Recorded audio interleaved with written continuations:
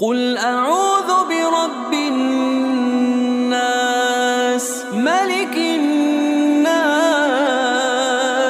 إله الناس من شر الوسواس الخناس